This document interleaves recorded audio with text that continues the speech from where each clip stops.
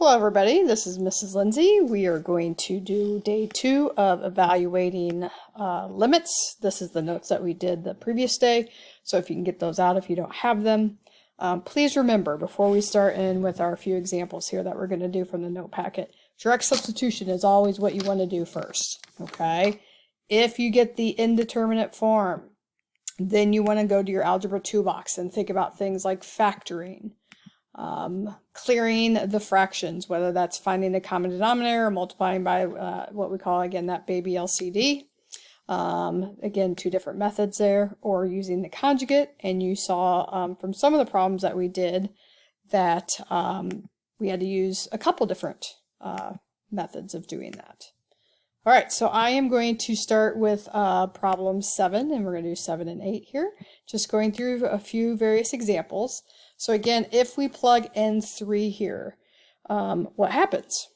Do we get 0 over 0? Well, let's try it. So if we evaluate it, 3 to the third minus 6 times 3 plus 2. And right there, 3 to the third, 27 minus 8. So we're not going to get 0. So it's probably going to work. Let's go ahead and plug in the bottom as well on that. So we get this to be 11 when we calculate the numerator, and on the bottom we get that to be 12. So again, direct substitution is always the first thing that you want to try. Okay, so let's take a look at number 8. So if we try direct substitution, again, I can just mentally do this. I'd get square root of 9. Which would be 3 minus 3. That's going to give me 0 over 0. So again, I get that indeterminate form. So this looks like, because I've got that square root in there, probably going to have to multiply by that conjugate. So we'll multiply top and bottom by the conjugate. Again, foiling. So a couple shortcuts we talked about. That is going to be just x plus 2. The middle terms will always cancel out. And then negative 3 times 3 is going to be a negative 3. And in the denominator, we're just going to leave that. Have you noticed I've not ever FOILed that out or multiplied that out? So we just leave that as the quantity x minus 7 times the quantity of the square root x plus 2 plus 3.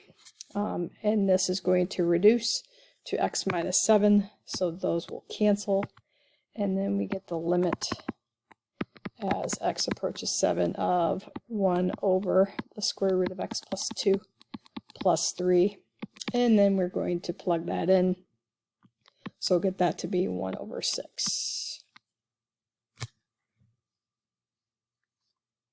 Okay, so direct substitution was 7. 8, direct substitution didn't work, so then we had to go to our algebra toolbox and multiply by the conjugate. Let's go ahead and flip to that next page. Let's take a look here at number 11. All right, what happens? Well, direct substitution of this quantity, really should have parentheses around that.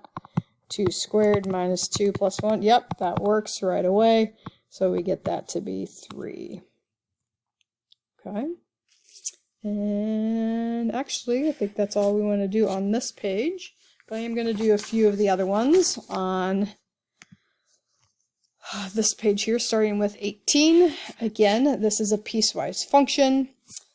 Because we're talking about the limit here at this critical value, you have to check your left hand and your right hand end behaviors with this. So your right end behavior is going to be this square root of 4 minus 4.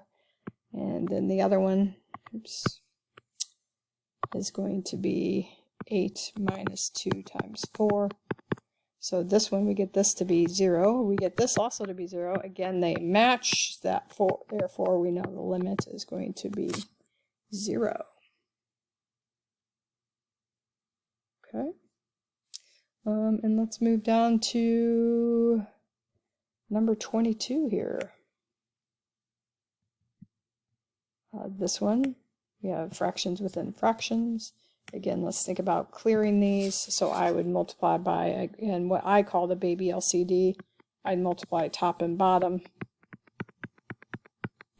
by 4 and the quantity 4 plus x. So in the numerator, I get that to be 4x, again, times that quantity 4 plus x. Again, realize I did not actually distribute through this 4x. I just multiplied the 4 and x.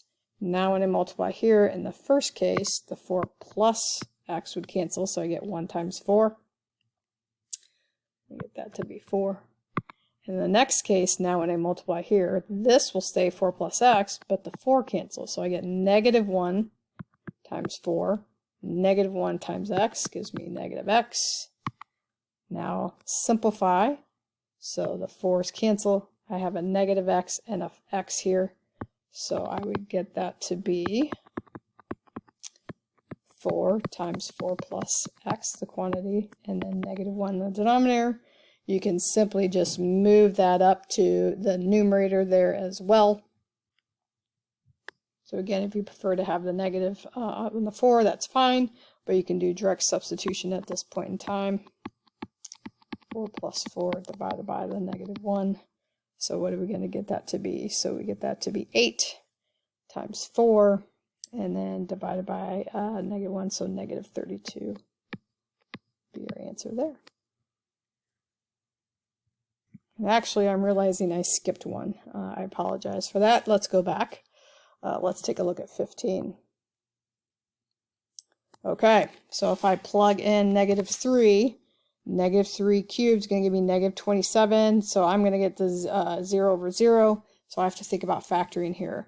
Now we have to think about SOAP, right?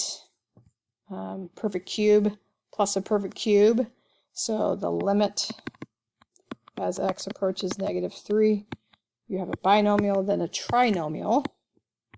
Well, the cube root of x cubed is x, so that goes in your first spot.